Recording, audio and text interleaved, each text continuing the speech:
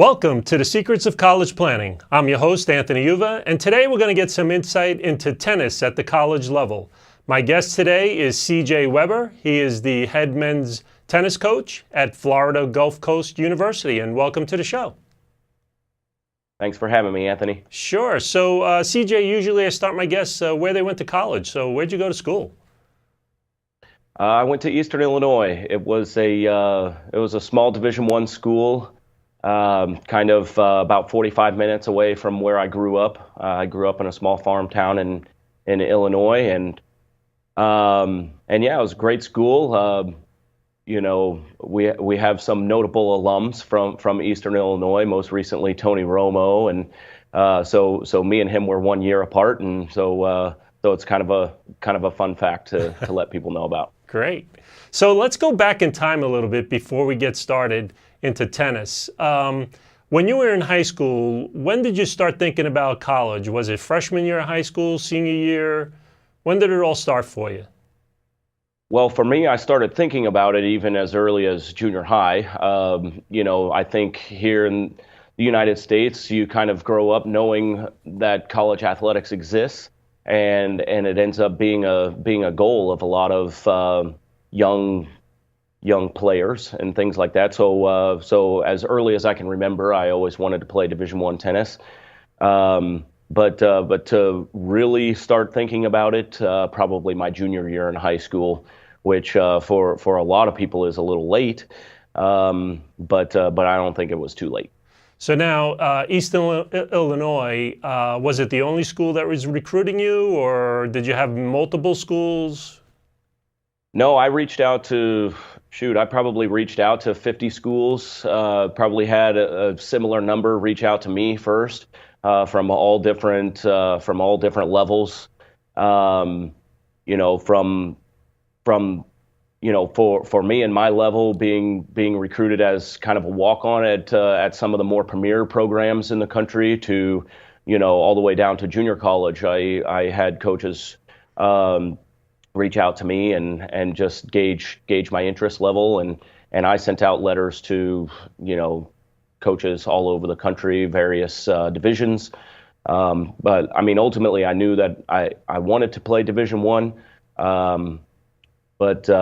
And fortunately, I got that opportunity. But there's a lot of opportunities out there for everybody. Great. So now you're at Eastern Illinois. You're playing tennis there, I'm assuming. How's the school like? What's it like? I loved it. I mean, my time at Eastern Illinois was just, it was a lot of fun. I learned a lot. I grew as a young man. I learned a lot of my foundational, professional, principles, characteristics, things like that. It's very interesting. In a month, I'm going to be inducted into the school's Hall of Fame. Wow. And so in 4 weeks, I get to go back and kind of relive some of those memories that I had from there. And I'm just looking forward to that so much. I don't get to go back to Eastern Illinois very often, being here in Florida now. And I just had a great time. It ended up being a perfect fit for me. I played high in the lineup. I got a good scholarship, and both of those things were really important to me in looking for a university. And so, I had great coaches, great professors, and it was just, I didn't know it when I picked it, but I think it was the perfect fit for me. Great. So now you graduate from Eastern Illinois. How does one go from graduating there to becoming the head men's tennis coach at Florida Gulf Coast? Well, depending on how long-winded you want me to be, I could talk about a lot of different details, but I mean, out of college, I was kind of hoping to play a little bit professionally, but didn't quite have the financial backing. And I had a really good opportunity to get involved at the University of Illinois program. The head coach there offered me a volunteer position to where I was like, if I basically in my senior year in college, I decided that I wanted to coach. I mean, I kind of didn't feel like I had the level to really make it as a pro. So I kind of made that decision, and then started reaching out to various coaches, and the Illinois coach really took me under his wing. and offered me a spot there as a volunteer to work there for 1 year, and that just completely blew up my tennis world. I met so many coaches in 5 months. I traveled all over the country, and from there, I was able to land a full-time position at University of Miami as the assistant coach there. That's what brought me to Florida. I obviously fell in love with Florida. You can't go wrong being in the state of Florida coaching tennis, so kind of wanted to stay down here. After 5 years at University of Miami, the head coaching job opened up at FGCU, and I've been here now, entering my 8th year, and Wow. can't believe it. Wow, fantastic. So let's get into the tennis aspect of the show. So how do we get started with tennis? What does a student athlete in high school have to do to go on to college to play tennis? Well, that's a very broad question, to be honest. But I think that it would be the same in any sport, that you have to get exposure to college coaches.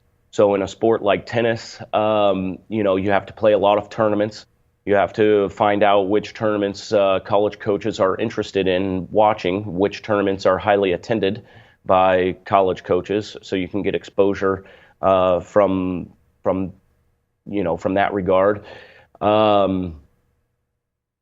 So I mean, at a foundational level, I mean that's the minimum that you need to do. I mean, not even talking about all the hard work and the numbers of hours that you need to play and the commitment, and at the Division I level in tennis, what any recruit would have to know on the tennis side is that tennis is a global sport, and coaches are recruiting players from all over the world with all different kinds of backgrounds, and many players with high level professional background who are still trying to decide if they should turn pro or go to college. So even the United States is a very small piece of what college tennis has to offer, just from a recruiting standpoint. So I mean, to play at the Division I level, I mean, you have to be a very finely tuned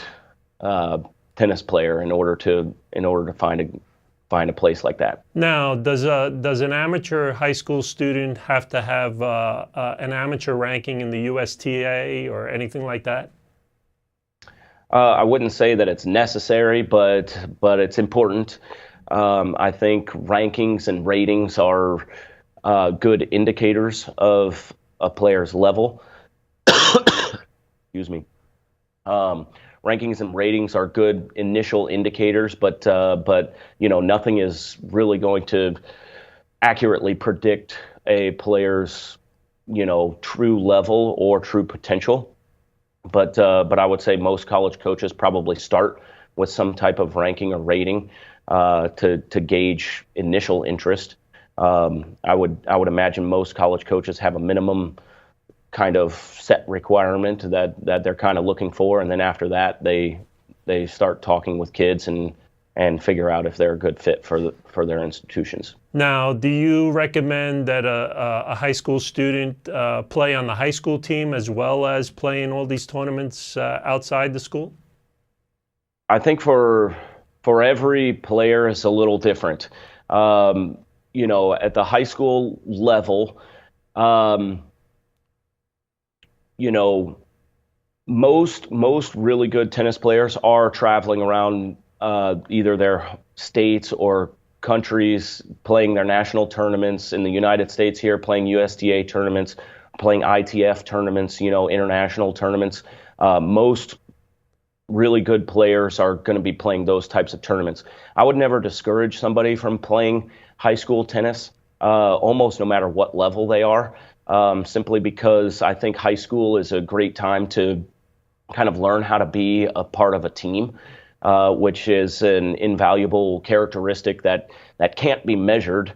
I don't think it's going to determine where you go to school or anything, but it'll probably give you a little bit of a head start in terms of with tennis being an individual sport, you're not used to being on a team. So in high school, if you have that opportunity to be a part of a team, I think that's a plus. Yeah.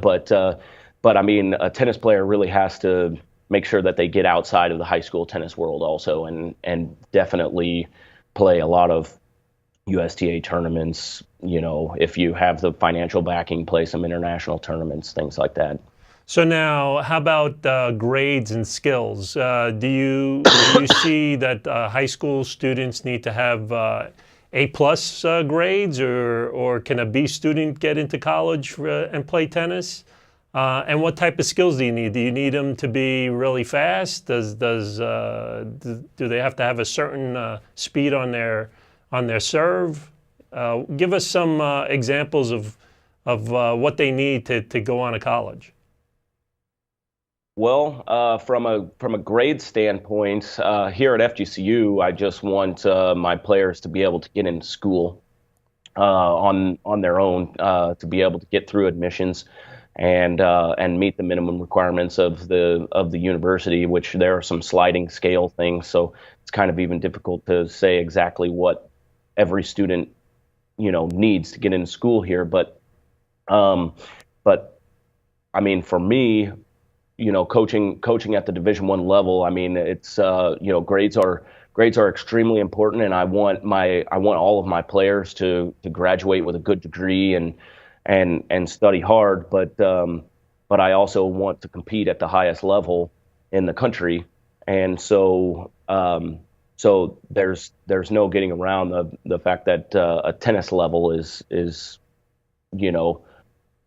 probably the most important thing that comes into who I recruit. And in addition to that, I would say for me it would be tennis level, and even above grades would be character. Character, is it a good fit for me, a good personality fit for me? Because I think that if it's a good fit for me as a coach to work with a player, then I can teach that player how to be successful in school. I can teach that person how to be successful at university, both academically, athletically, and socially. So now a student athlete comes to Florida Gulf Coast. What can they expect? Give me a whole year's worth of what the student goes through. Do they get to school in August? Do they come in September? Do they have break at Christmas time? Give me a whole year's worth of practice, games. What happens? Yeah, well, it's a 100% commitment to the sport here at Florida Gulf Coast. Certainly, if you're in school, you're doing something to train your body or to train your game to improve your level in tennis, and also staying committed in the classroom and doing all of the things that it takes to be a successful student here at FGCU. I mean, it's a full-time thing. I mean, most of the guys on the team, I have a lot of international players on the team, and they have very limited free time because they have to spend a little bit more time studying than maybe somebody who has English as their first language. But yeah, I mean, basically if school is in session, I mean, they're committing about half of their day to tennis and half of their day to academics. So now, do they get to school in early August? Is that when school starts? It's about middle of August, and then they'll stay until about middle of December, and then they come back early January, about first or second week in January. And then that semester will go until beginning of May. Gotcha. And then some students also take summer classes. I don't mandate that at Florida Gulf Coast, but a student can decide to take summer classes and train at the university over the over the summer as well. But that's a completely optional thing. Now, in the fall semester, do you have any matches? Is there practice? Anything like that? Yeah, our fall is very individual focused. We focus on it's very similar to what a tennis player would be used to growing up in the sport. We play about 4 or 5 different tournaments throughout the fall. It's all individual based, all individual results.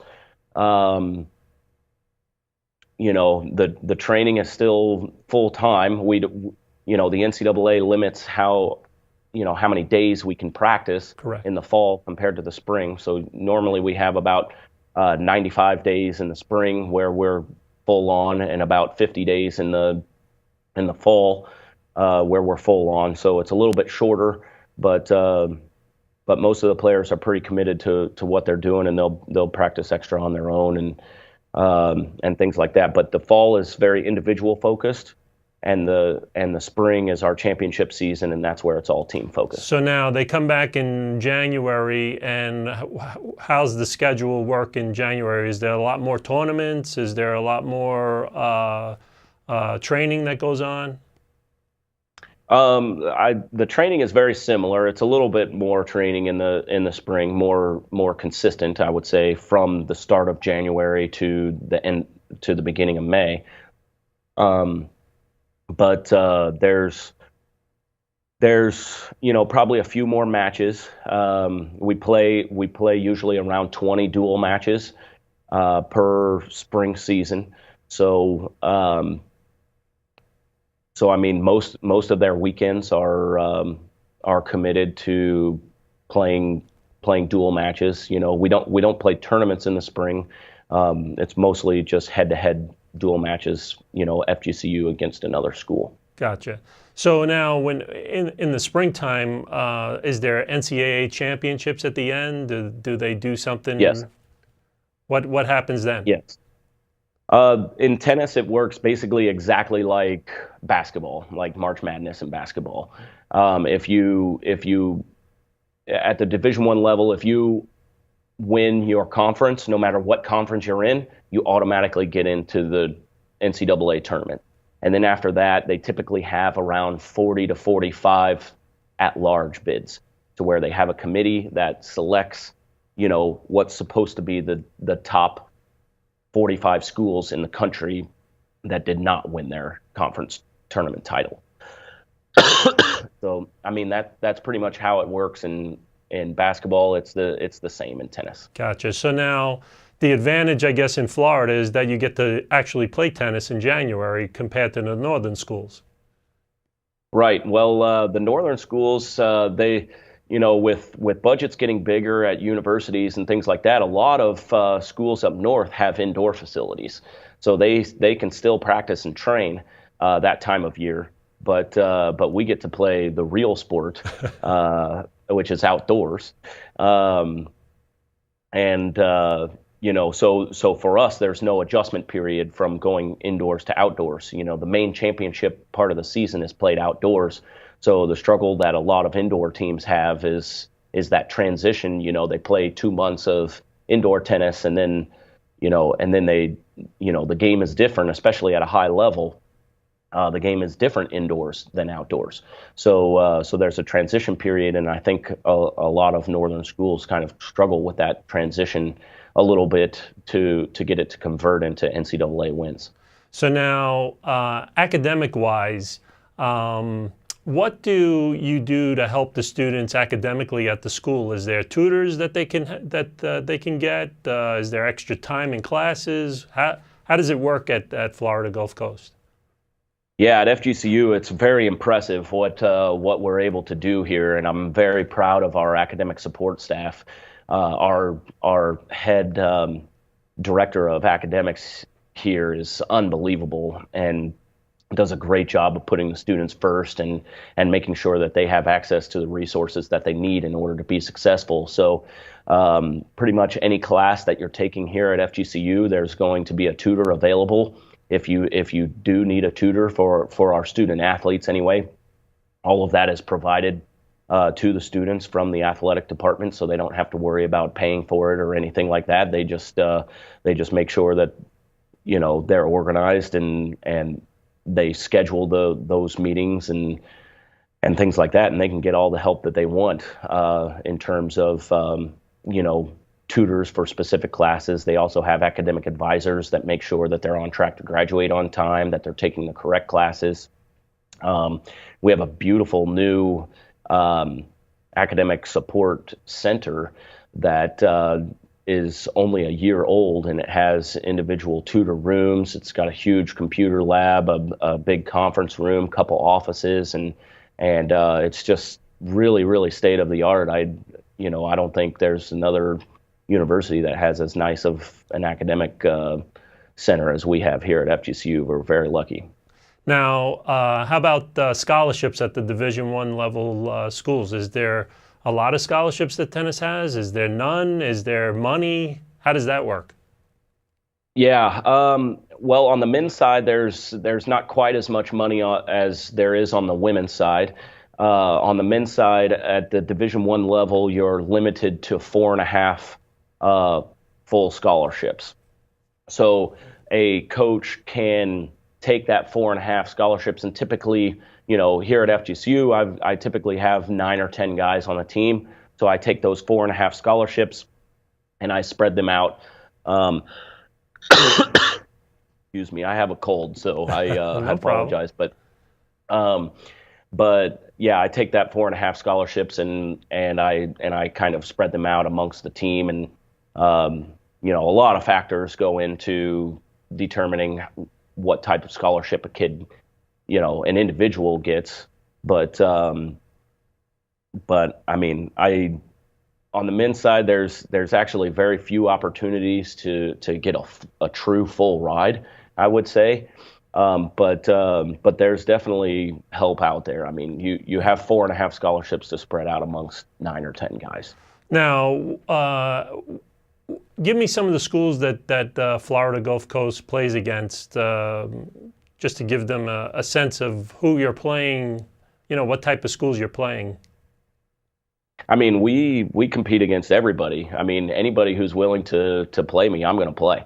I've never turned down a match from anybody. So, we've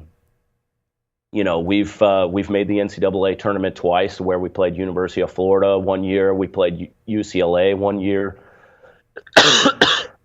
We've played Florida State a lot. This year we're playing, other notable schools like Penn State. Excuse me. Get some water. But yeah, so we'll play anybody from the top schools in the country to within our conference. We have a bunch of schools that are very similar in size to FGCU, so that's the majority of our schedule. But we only play Division I competition, and yeah, it ranges from some of the best in the country to I don't know, anywhere in the average range for Division I. And where do you actually recruit? Where are the hotbeds in the United States and around the world? Well, I recruit a lot. I mean, right now my team is almost all international. That's not from a specific design. That's just that's been where most of the players where I've gotten interest from, and where I've been able to get the better players from. So, but throughout my 7 years here, I mean, I've coached a lot of players from Florida. I mean, most of the American guys that come here are from the state of Florida, but I have gotten a couple from out of state as well.